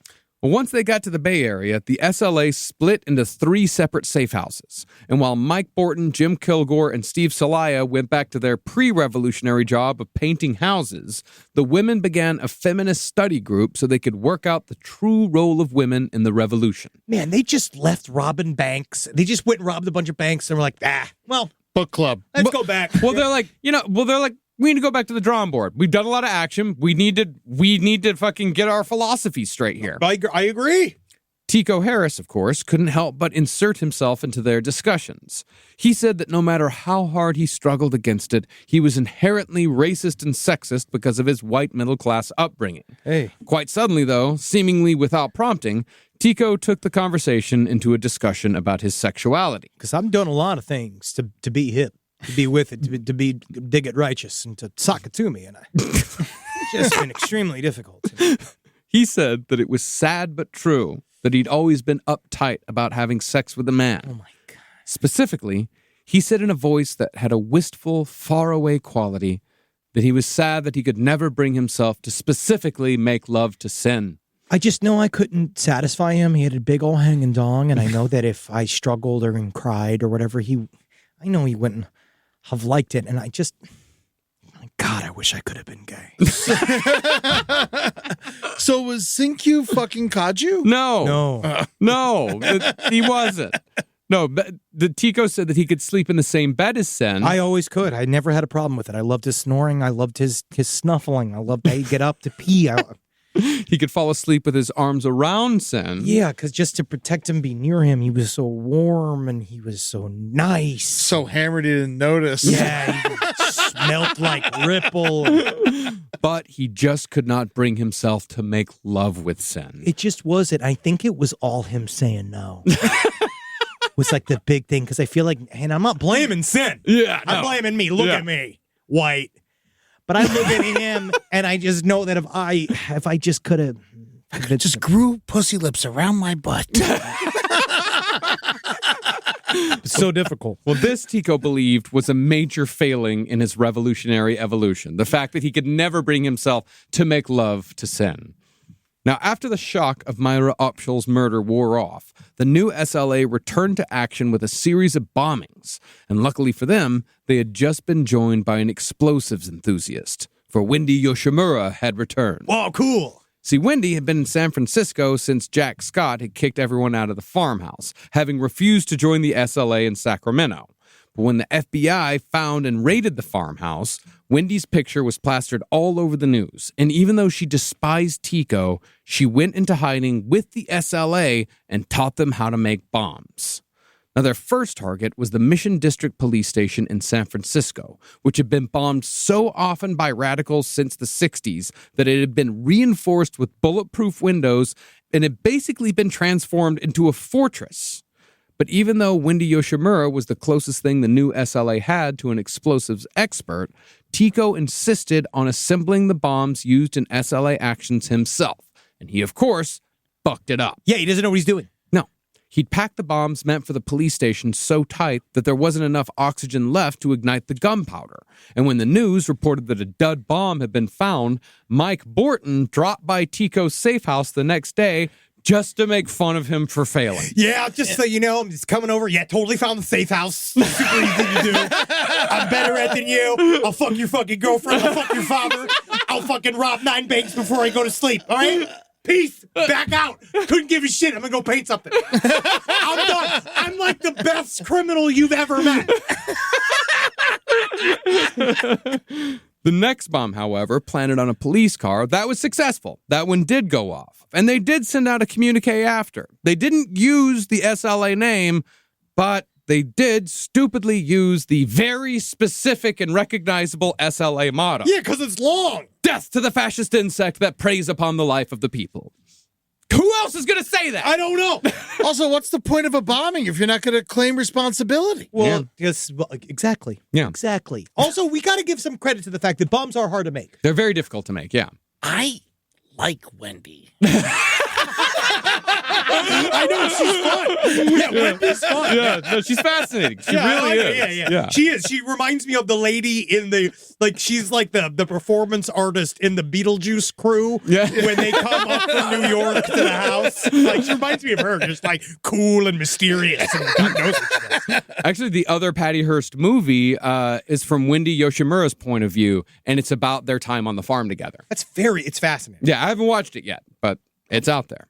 But with this fucking motto out in the open, death to the fascist insect, preys upon the life of the people, with that, everyone now knew that the SLA was back in town. Now, more bombings followed, including simultaneous bombings in San Francisco and Los Angeles. But their final attempt ended with the new SLA driving around LA arguing about where they were going to put their last 2 bombs. Finally, they put one bomb under a parked police car and attached another bomb to a garbage can next to another cruiser across the street. And that bomb was set to go off when the cruiser drove away. It was basically a little string was attached to it. Oh, yeah, like old-fashioned grenade, like what they do with that's like a... I always associate that with Viet Cong. Yeah, me too. Yeah. Leaving on a high, the new SLA rushed back to their motel to watch the news, which was undoubtedly going to report on a successful SLA action. But as it turned out, when the first car drove off, the garbage can bomb just fell over. It was actually so badly built that when it was found and identified, a couple of kids were kicking it around the street. Yeah, dude. And that's where, it's amazing. And that's where, you remember the whistler? The whistling, like... Oh, the football, the whistle? Yeah, that's where this comes from. Yeah. The second bomb was found soon after and defused, and Tico was once again humiliated. You just don't understand what I'm doing. Yeah. Okay? Just let it blow up. Just let it blow up and let everybody see it. Okay? Or at least say, oh, how scary it could have been. Talk about how it could have been, what it could have done. Now, after the failure of the Los Angeles campaign, the new SLA completely fell apart. Besides the fact that many of them hated each other for reasons ranging from romantic jealousy to plain personal distaste, the group was still stuck on the subject of black leadership. See, Tico called the SLA together one day and said, "Fucking great news, everyone. Great news, everyone. I found a black guy. His name is Doc Holliday. And he's not a doctor, but it's his cool, fun name. It's like a nickname. He was the head of the Black Gorilla family at San Quentin. Cool, right? It's cool. And he's just about to be paroled after serving 14 years for murder and robbery. He's perfect. We're going to scoop him. Can I keep him? Can I take him? I promise to take care of him. I'll feed him. I'll wash him. Now, everyone except Yolanda rejected this idea, although I don't think Patty really said anything one way or another. At this point, she's just sort of there.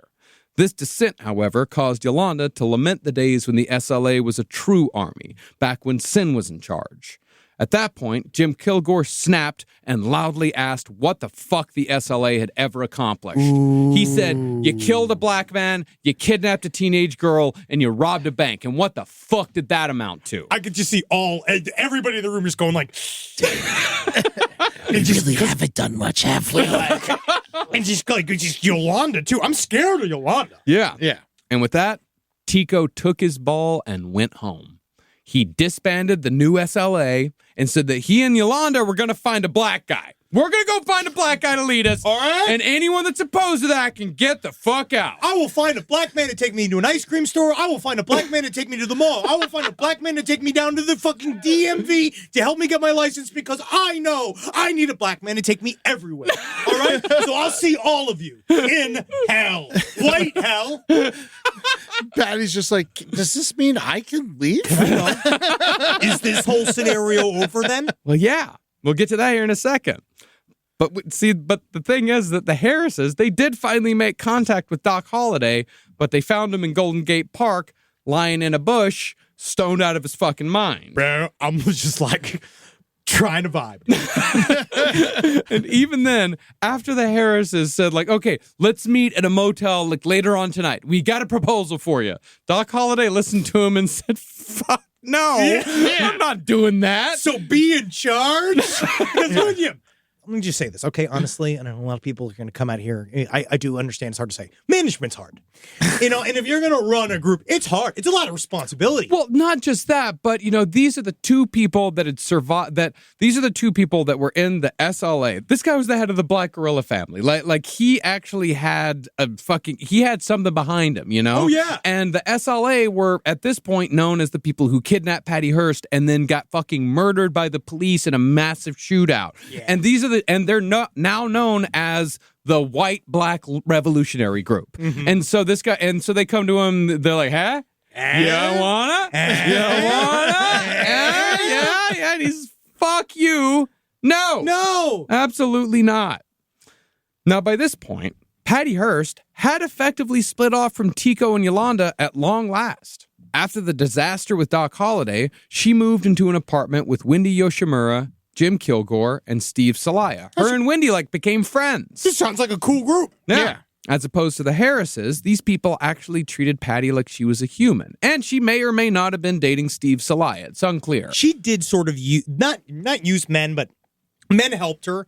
Patty Hearst She liked her Steves. She's young. She liked her Steves. She loves Steves. Patty Hearst is young. And I think a lot of what people kind of pour judgment on her and her behavior is actually very just kind of typical young person behavior. She fell in love with people and also she had to use her sexuality to defend herself in many ways. Oh, I think that's taking it too far. I don't think she was dating Steve Salaya because she was using her sexuality. No, I'm talking about Kajo. Oh, Kajo. Kajo. Kajo. Well, that's a whole different thing. She faked a relationship with Kajo within the SLA in order to survive. That's a whole different thing. And this is something where you can start to see the kind of just how incredible the human brain is. Mm-hmm. That you can go through all this kind of stuff and still date. You can go through all those things and still be like, Steve's cute. It's amazing. But what is clear here is that it was the Salaya family that would finally lead the FBI to Patty Hearst. Now, the FBI were aware of Kathy Salaya because she had made that speech at the memorial service after the original SLA was killed. Here's me and why this is about me. After tracking her down, the FBI put all the Salaya siblings under surveillance, where they discovered that the Salayas frequented 2 addresses in San Francisco. These were the SLA safe houses. They were also just doing Huck Finn jobs with a known criminal, just walking around painting fences, stealing apples, playing with the circles with the tire, you know what I mean? Yeah. That's a fun game. So the FBI set up around-the-clock stakeouts at both addresses to see who they could see. Pretty soon, the agents caught their first glimpse of General Field Marshal Tico. Now, they were not able to immediately identify him because he'd grown a big bushy beard to hide his features, and he dyed his hair jet black. But General Field Marshal Tico had a penchant for cut-off jean shorts. And just below... The weakest of the shorts. I do say that in terms of showing power. Yeah. You know what I mean? If you want the crew to believe in you, wear pants. I don't know. When I first met you guys, when we were first hanging out, I wore a lot of cutoff jean shorts. You did. I loved cutoff jean shorts. But you grew out of them. I did indeed. Because you're an adult. I have not worn a pair of cutoff jean shorts in many a year. Because unless you got the ass to fill out a pair of jean shorts. Which I do. You do. But you don't wear them, all right? Because I try to wear jean shorts, and guess what they look like? Denim culottes. I look like an Oshkosh Bagosh Oompa Loompa. Well, since General Tico had a penchant for cutoff jean shorts, cops were able to see a surgical scar just below the cut. This was the very scar that Tico had incurred when he had to have surgery following his touch football injury in Vietnam. That guy touched me with both hands. It was an illegal holding. And I yelled holding, and then they sent me home. You're telling me they didn't play tackle football in Vietnam? Touch football, my friend. Touch. I think they fucking just pushed him down and said, get the fuck out of here. Well, this scar was deemed good enough for identification. And when Tico and Yolanda went for a jog the next day... I thought they were supposed to hide as joggers. No. I thought jogger was the ultimate disguise. No, I guess they did take it as the ultimate disguise. Like, hey, if we're jogging, then we're fucking having fun. Yeah, they're fine. They're actors. Yeah. Actually, it's kind of incredible. They got the sneakers. They got the outfit. They're just sitting around just being like, what if we just start jogging? You're like, actually, now that I think about it, it looks good. Yeah, it looks fun. So when they went for their jog the next day, the FBI pounced. Now, Tico, dressed in purple track shorts, he gave up immediately. Don't tase me, bro. But Yolanda turned around and tried to escape. But she, too, was immediately taken down and arrested. And she put up a much larger fight. She was fucking kicking and screaming, you sons of bitches, you motherfuckers. Tico just fucking cowed down. I thought he wanted the cops to kill him. Yeah, that's what I thought too, Eddie. Well, actually, he whined as they were taking him away. He's like, if we would have gotten to our guns, we could have shot our way out of this. Meanwhile, whatever. Cuffs are tight. He's hurt. Ow, can you put the window down? Now, the agents hoped that Patty was going to be with Tico and Yolanda. But when she wasn't, they decided to raid the other address the Salias had visited just on the off chance that they were right. They thought it was a long shot. As it turned out, it was the correct one. That afternoon, Patty and Wendy Yoshimura were sitting at the kitchen table while Wendy wrote a very, very long letter to Willie Brandt. Patty got up to use the bathroom when she heard a commotion on the back stairs leading up to the kitchen. Suddenly, she saw two heavy-set gentlemen diving through the top half of the kitchen's Dutch door, waving revolvers and shouting, FBI freeze! FBI freeze! What's a Dutch door? Dutch door is the one the top opens and the bottom. like a farm opens. door. Those are fun. Those are fun. I love those. I love have those. one outside of the kitchen. Yeah, no, I love your Dutch door. Yeah. Well, Much better than your Dutch oven. Not according to my family. Well, this was the moment Patty was dreading, the moment where the FBI would blow her away. And as a result, she was so frightened that she wet her pants. Which is not a punishable offense, which we learned on Side Stories. Yeah, you're allowed to piss in your pants. In front of the police, and they can't arrest you for it. Really? Yeah. We spent 10 minutes on this. Yeah, this week. It was yesterday's episode. Wow, that's great. That's great. So yeah, go listen to Side Stories for more on that. I got a lot of messages from police officers. Where they say, yeah, go ahead, pee in your pants. No, actually, there's a number of charges that you can be busted for. And it is true. They are, if they don't like you. They said, but if they like you, they'll just like you. Well, in Patty's case, this is the sort of thing that happens when people think they're going to die. Oh, yeah. Like, she truly believed that she was about to be shot by the FBI. Yeah. She then tried slowly sliding into Wendy's bedroom, which only caused one of the agents to tell her to come out or he'd blow her fucking head off. Patty stopped moving and looked over at Wendy, who was up against the wall in the hallway with her hands up. Now, there was a brief moment in which Patty thought about the shotgun hidden in the wall right behind her. But finally, she decided to give up without a fight. As she walked into the hall and raised her hands, the officer asked if she was Patty Hearst. When she said yes, she was handcuffed and told that she was under arrest for the Hibernia bank robbery of April 15th, 1974. The only other witness to the arrest of Patty Hearst was the building's landlord, whose mouth had dropped to the fucking floor when the cops ushered Patty Hearst down his stairs. But at least now I can charge more for rent. How many people in there? How much water you use? You have dog, you have cat. But by the time she arrived at the federal building with her arresting officers, there was already a crowd of reporters and photographers. Finally, the search for Patty Hearst was over 591 days after she was kidnapped from her apartment in Berkeley. Now, Patty didn't do herself any favors upon being arrested. No. As the cameras flashed on Patty in her transport car, she gave a clenched fist salute. When she was booked and asked what her occupation was, she said, urban guerrilla. Well, I mean, yeah. Yeah, she didn't have a job yet. She wasn't a student. Well, no, she said that the person asked, she's like, occupation? She's like, I don't know. She's like, you got to tell me something. She's like, I don't know. She's like, just fucking say anything. She goes, I don't know, urban guerrilla. Yeah, she said it's a funny thing, and then it becomes a statement. Like, Yeah, this is a partially like what you want to believe or what you don't want to believe. I think that there are things where you realize, like, oh, people say things sarcastically and they say things funnily in a human way, but if you just write down the words, they sound different. Yeah. Yeah, and later she would say that she just did and said those things because that's what she felt she was supposed to do. I really do believe her vibe in the book. Yeah. I believe it. I do. The way she talks about it, but I do know that she was also searching for reasons after the fact. Yeah, but once Patty settled into jail, she started getting letters from all across the country, including one letter from a newly incarcerated Charles Manson. Hey, yeah, nice. Oh, yeah, you look different. Another type of girl. Now, have you ever thought about a swastika tattoo? A lot of times with the swastika tattoo, the key is to flip it around. Then it means good luck. He quite eloquently wrote Patty, quote, You, write to me. he then added that he could help her if she did everything he instructed. First thing you got to do is reverse the rainbow in your mind. Then the next thing you got to do is you got to kill the pig inside of you. And the third thing you need to do is send me some money from my commissary. If you could, honestly, I like Tic Tacs. After that, letters followed from Manson girls Squeaky Frome and Sandra Good, who urged Patty to please write to Charlie because he's such a beautiful person. He's a good guy. He's a good guy. Needless to say, Patty did not take their advice. But that was a team up I do want to see. Patty Hearst, Charles Manson, and Squeaky Frome. Patty Hearst, Charles Manson, Christmas album. Incredible.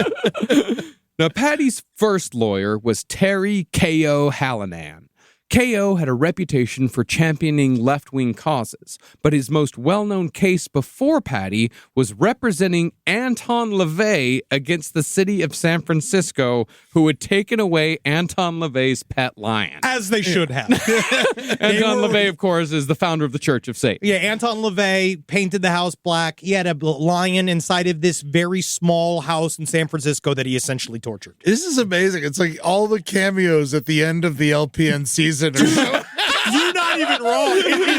That's why we talk about this, how crazy the story is the cast of characters that rolls it's like the through end this of trial. Big Fish. Like, holy shit, Bugs Bunny was there? Milton Berle? Well, here's K.O. speaking to the press with Anton LaVey about the lion case.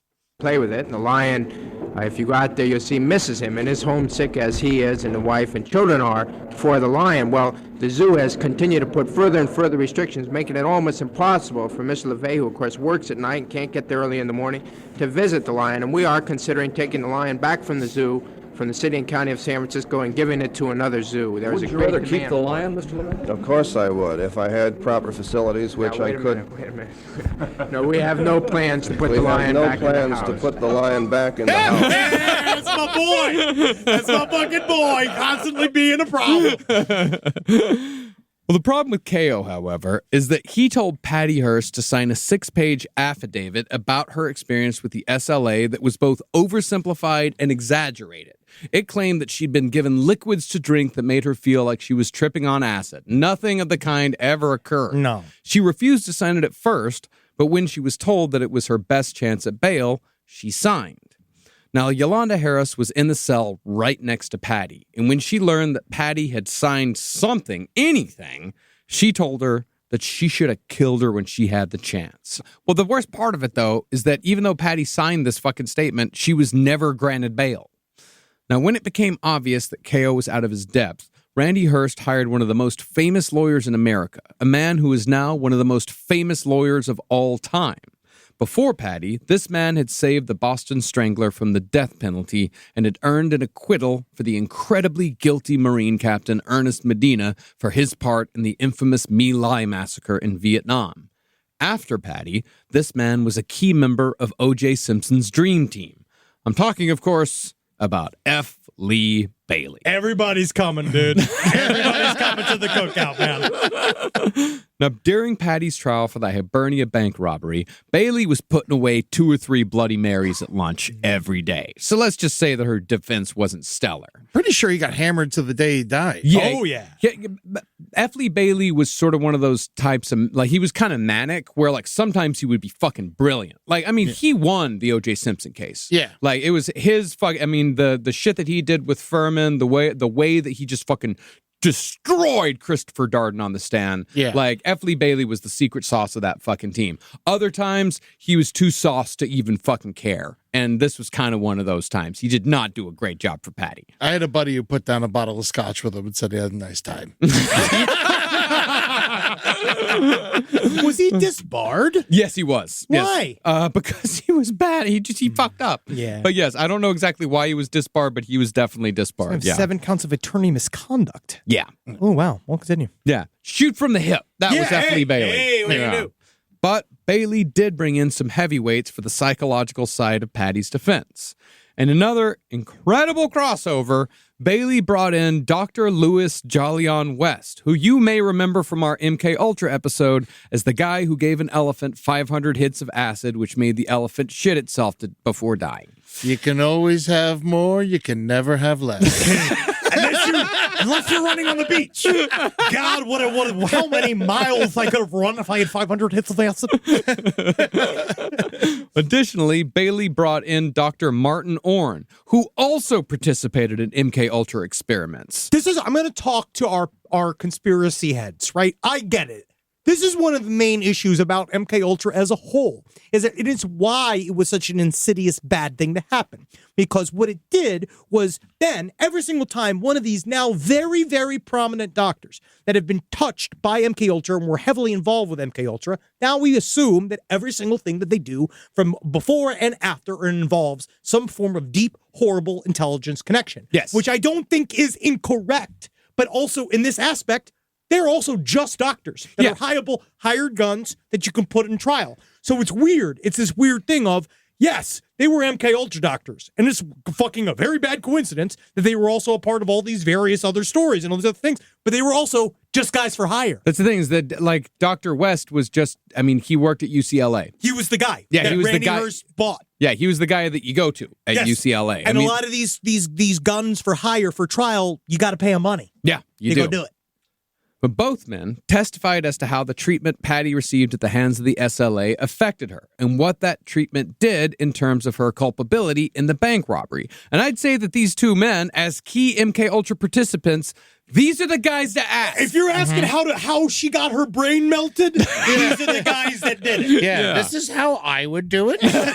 And this is the same. The thing is that, to be honest, that she was kind of far too functional for what we would have done. we would have driven her completely insane, hopefully to suicide. But when it comes down to the simple question as to whether Patty Hearst was guilty or not guilty of the Hibernia bank robbery, yeah, she was technically guilty in the eyes of the law because she'd walked into a bank and robbed it with a murderous gang of thieves. Yes. The defense, however, argued brainwashing as their case, which has never worked before or since, because being traumatized or being in a cult is not an excuse for committing a crime in the eyes of the law. One of the DC snipers, they also tried arguing brainwashing. They also failed.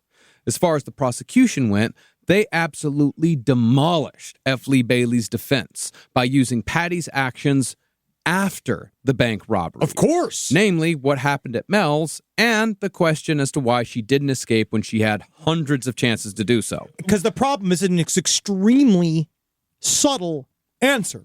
It is not an easily parsed out idea of why did they stay? Why do they stay? Why does anyone stay? And it's actually extremely difficult in the eyes of the court. Like, I watched so much trial footage, and you begin to see, like, oh, they have to have a clear line of thought that is digestible by your peers. That, for the most part, if they end up in jury duty, and this is not a slight against any human, it means that they have the time and the availability to be there for jury duty, which means sometimes they're strange, right? And a lot of times their scope is limited. So you have to be able to sell them a line very, very clearly and easily, which something like this, it's fucking clear as I can see why. Yeah, it's very difficult because, I mean, all the prosecution has to say is go up and, ask the jury. It's like, okay, so what is the question here? Did Patty Hearst rob the bank? Yes. Look, that's her in the bank. That's her in the bank on video. That's her. That's her saying, Patty Hearst, did you rob the bank? Yes. Yes. Additionally, how come she didn't get charged for the shooting at Mel's? Because there was it was just shooting in the air. Well, I mean, she could have got still illegal. There's actually a lot of questions. There were a lot of crimes committed by a lot of people. Is it because that there are didn't get different charged. counties and stuff? Yeah, there's a lot of different crimes that never got charged. So many different crimes. Like, they just kind of had to pick and choose, like, what they could prove. That's truly how, I mean, it works in court, because whose words you have to say about her shooting in the air, like the two other terrorists, or her word, and then the other, like, it's very difficult. Yeah, where's the evidence for all this? Like, and is it worth it? Like, Yeah. that's the thing. Is that What is that crime? What does that do? Yeah. Yeah. And additionally, the prosecution used the transcriptions from the tapes Patty had recorded at the farmhouse when they were trying to write the SLA book. But since Tico had destroyed the original tapes, there were only transcriptions. And Patty's statements did not sound objectively good in court. This is what I'm saying. It's like when you listen to her communiques versus when you read them. Yeah. No, it's far, far different. The prosecution even engaged in character assassination, bringing in a psychiatrist to say that before the SLA, Patty had lied in school, she'd engaged in sexual activity at an early age, and she'd experimented with LSD. The Sounds expert, cool. You mean the entire 60s? The expert ended by saying that Patty enjoyed being the queen of the SLA Army just 6 weeks after joining. It was fucking bullshit. Yeah. And so, after just a day of deliberation, the jury came back with a verdict of guilty on all counts. And Patricia Hearst was sentenced to 7 years in prison for her part in the Hibernia bank robbery. Now, the further away Patty got from her life with the SLA, the more she became less Tanya and more Patty. Because you remember, she was Tanya. Yes, she was very much Tanya, and it took her months in prison before she was no longer Tanya. Well, also, you're in prison. You want to look tough. Yeah. Oh, yeah, now you have to be, because now people are checking you and they're pulling your card and shit. Well, her case became a bit of a cause celeb, with such unlikely figures as Ronald Reagan and John Wayne coming to her defense. Great guys. Yeah, I love those guys. Yeah, not close to being Nazis in any way whatsoever. No problem. It's not like there was an entire genre of music in the 80s that was fucking just dedicated to how shitty these men were. It is interesting, though. It also shows how much time changes, because this is actually a very sort of left-wing concept to come to her aid. Yeah. For them. This is back when people used to do things like that, be containing of multitudes. Yes, yeah, when they were, it wasn't so black and white, yeah. Well, the most bizarre crossover, and this is the final one, was that Patty's biggest champion was a local congressman named Leo Ryan. Do you remember that name? Getting Patty clemency became a top priority in his office, but there was one other matter that he needed to clear up first. See, a large number of Leo Ryan's constituents had left San Francisco and had settled in an obscure South American country named Guyana. They had followed a local spiritual leader named Jim Jones. So Patty Hearst has gotten to Jonestown as well. MK Ultra, Jonestown, J. Edgar Hoover. I'm just thinking of all the other types Charles of people. Manson. Charles Manson.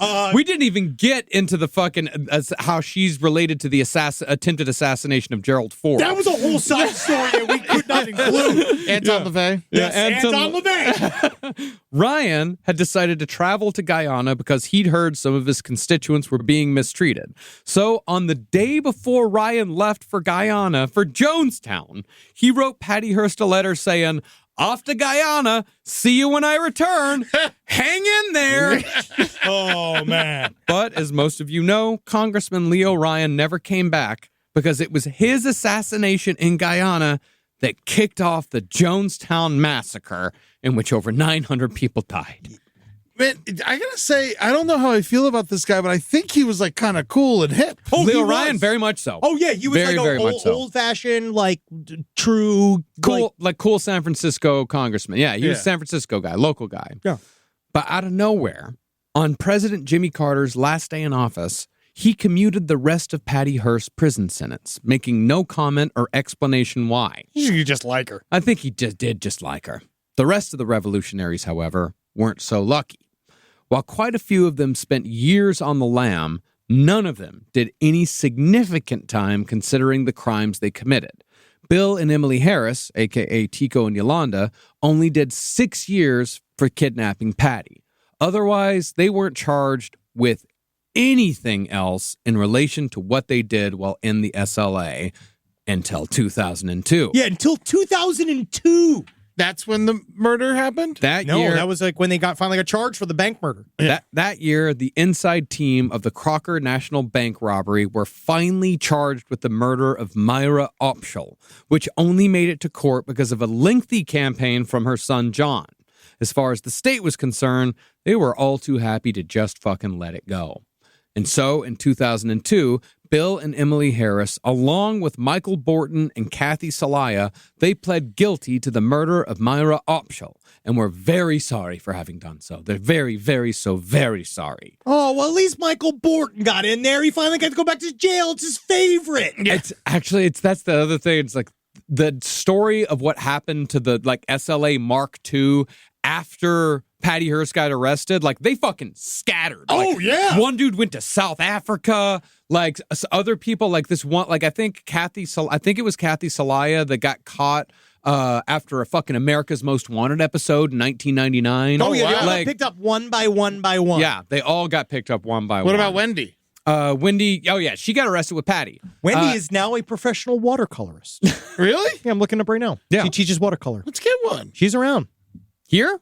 She's in, it looks like in Oregon. Oh, okay. Oh, nice. No, that's nice. Hitting happy little trees. Side stories, lpotl@gmail.com. Wendy Yoshimura, we really want to reach out to you. Yeah. Well, for the murder of Myra Opschel, Yolanda received the longest sentence out of the four of them. 8 years. Damn. For second-degree murder. After all that? Yep. Paroled in 2007. Did 5 years. Is that crazy? She is So nobody really did any time. She is currently It's living. the first time they didn't wish they were black.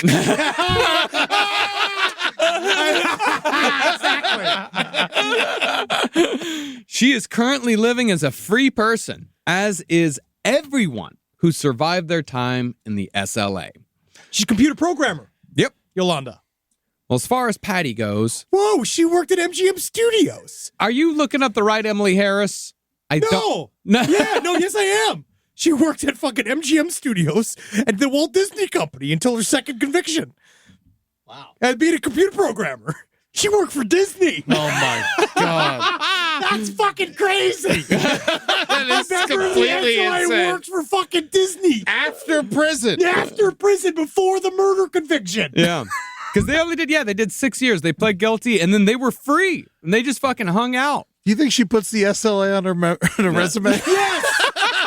Good at multitasking and leading a group of people. Hobbies include jogging. Push-ups. Swahili naming ceremony. Well, as far as Patty goes, she married her bodyguard in 1979 when she was 25 years old. By 1982, she had written her side of the story, Every Secret Thing, and attended the Cannes Film Festival in 1988 when her book was adapted into the movie that we've been talking about. There, she met director John Waters, who was a massive fan and had even attended her trial in 1976, just as he'd attended Charles Manson's trial a few years earlier. Waters got the idea to put Patty in his next movie, Crybaby. And since then, she's appeared in 5 John Waters movies, including this incredible scene from Serial Mom.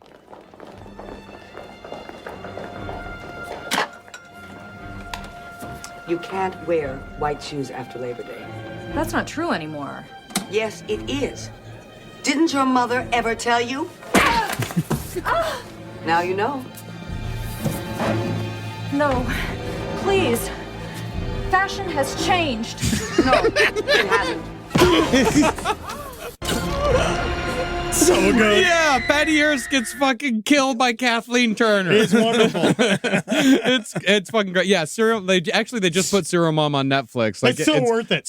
It's not my favorite John Waters movie, but it's probably his best. I love that movie. Yeah, it's his most accessible, and it's funniest because Kathleen Turner is just a cocksucker resident. Yeah, it's so good. So fucking good. Now, even today, 50 years after the fact, the question as to whether or not Patty Hearst is to be believed is still a subject of heated debate. And while we can speculate all we want, the only person who knows the whole truth is Patty Hearst herself. But as far as we're concerned, the story of Patty Hearst is the story of a survivor, someone who weathered almost 2 years in the company of dangerous people doing dangerous things during one of the most dangerous times in American history. Not only that, but Patty came out the other side of it smiling. joking about her time in the SLA during conversations with John Waters, fundraising for children in the name of Congressman Leo Ryan. She fucking once won the Westminster Dog Show with a Shih Tzu named Rocket. Is that true? Yeah, that was a factoid I didn't realize. That's very impressive. Yeah. Yeah. She trained termite sniffing beagles for a little while. Yeah. Like, she lives a pretty happy life. Yeah. In other words, Patty Hearst is an inspiration. Proof that no matter what may happen in your life, sometimes the only way out is through.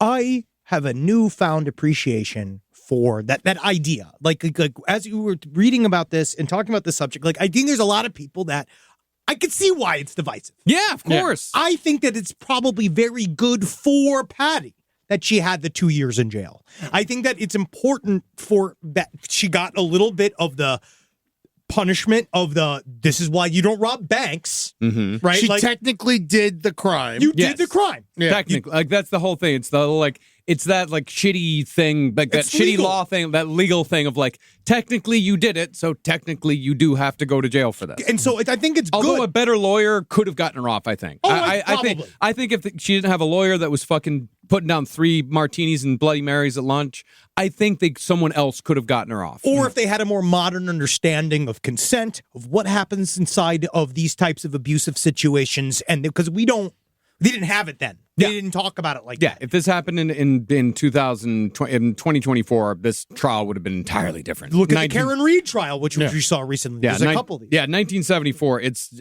the changes in like how we think about, just all of this shit has changed. Completely it's 50 years. Fucking 50 years. But I just defy anybody that talks about the term innocence, especially like as a backseat driver in whatever form of life that you have, and we all say, I would have done this. I would have taken out the SLA. I would have ran away. I would have done this. I would have stood up to Hitler. You would have gotten, and I say it true, but I say this, the truth is that you would have gotten shot in the head. Yeah. And I think that Patty knew that inside, and then she did what she had to do, and then when it came down to it, what got hurt? A fucking bank? Wow, my heart. Well, that one woman did get killed. But the other people committed those crimes. The other people committed those crimes. Yeah, so it'd be different. Like I'm talking about for Patty being involved in a bank heist. Who gives a fucking shit? That first one was just like the money's insured. Who cares? So for me, justice was served, and now it is extra served by what we know, looking on her life from the future. I personally believe that it would have been I believe she would have been fine with probation. And community service. Like give her a shitload of community service, a lot of community service, a big fucking fine, and put that money somewhere good. But I don't think that Patty Hearst needed to do time in prison. No, I don't think she did. I'm just saying that if this was going to go, this was the best thing that probably how it could have went. Well, what got her out of being Tiny and being Patty was just time. Yeah. That's all it was. And in time is the most important thing you can have. Time's a resource that don't come back. That's so right. Remember that. All right, use it wisely because your time is short. Patreon.com/lastpodcast on the left. So give your precious money for your precious time to us. And also, before we get to the plugs, though, I want to thank all the people that helped on this series. Oh, yeah. It's a fucking monster. It really is like, thanks to our, our research team, Joel McKean and Madeline Shaw. Carolina Hidalgo did a fucking monster amount of work on this series. We're going to do a full bibliography of all the different books we used on our Instagram. Thanks also to her brother, Alejandro Hidalgo, for trying to explain some of the legal stuff to us. And if we didn't get it right, it's not his fault. Well, you say it, but technically, I think it is his fault. It's not. It is legally. Let's see what legally he says. Legally, it is my fault if I got it wrong. And of course, we want to thank Ian for doing all the video editing, Rob for editing all the fucking all this shit. Everybody did such a fucking fantastic job on this series. Y'all were fine. Yeah, y'all did great. Thank Patty. We honestly, I don't know if she wants to be thanked. She wrote the book. Yeah, I think Patty. Yeah, of course. Yeah, of course. Thank Patty. Without Patty, we wouldn't have any of this. Yeah, we wouldn't even be able to do the show. You did a lot of work, Henry. Thank you. You did do a lot of work, and Ed. I'm here. You're here. So patreon.com/lastpodcast on the left to watch us flip it around. You're going to love it on there. There's a lot of bullshit we're putting on there, a lot of behind-the-scenes stuff. You're going to like it. Go to TikTok, social medias, Instagram, @LP on the left. Go to twitch.tv/LPNTV. Go and see Hoopagoogoo was the first time we did it ever. HGX2, baby. You're going to love it. It's on Twitch. Watch the replay. and also on Twitch and then on YouTube. And then go to lastpodcastontheleft.com. Buy tickets to see us live. Because we're going to be playing DC tomorrow, baby. If you're in DC, if you're in Baltimore, come fucking take that train down to us. Yeah. And come say hi. Oh, you have a weird blast. Baltimore fuckers. I can't wait to see you, Baltimore. I love Baltimore. I miss love Baltimore. it. I miss Baltimore. Except for the one time that we saw that man die. Well, yeah, we did see that man die there, but that's, you know. But you can miss him too. I already do. Hail, sweet sick. Oh, hell yeah. Hail, Wendy. Sure. Yeah, I mean, she still was a I like her. I am on record. I like her. Hey, Wendy, there's a married man that's looking to talk to you. I love you, baby. This show is made possible by listeners like you. Thanks to our ad sponsors, you can support our shows by supporting them. For more shows like the one you just listened to, go to lastpodcastnetwork.com.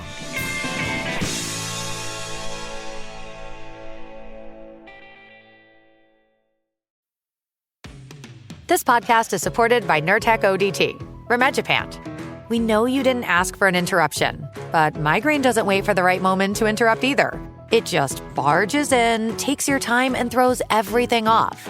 So when migraine takes your time, take Nurtec. It's for the acute treatment of migraine with or without aura in adults. Nurtec can provide pain relief in 2 hours, which can last up to 2 days. Ask your healthcare provider if Nurtec is right for you, because your time is for you, not migraine. Don't take if allergic to Nurtec ODT. Allergic reactions can occur even days after use. Get help right away for trouble breathing, rash, swelling of face, mouth, tongue, or throat. High blood pressure and Raynaud syndrome can occur. Get help for high blood pressure, numbness, coolness, pain, or color changes in fingers and toes. Common side effect is nausea. For full prescribing information, call 1-833-4-NURTEC or visit Nurtec.com. All right, back to your podcast, playlist, or whatever's keeping you going today. Since my mom was diagnosed with advanced endometrial cancer, it's been hard for her. There's so much she needs to understand. What are her treatment options? How can she talk about them with her care team? Learning about an available treatment option at advancedendometrialcancer.com can help her feel ready to have an informed conversation with her doctor. The doctor will see you now. That's us, Mom. You too can visit advancedendometrialcancer.com and learn more about a treatment option.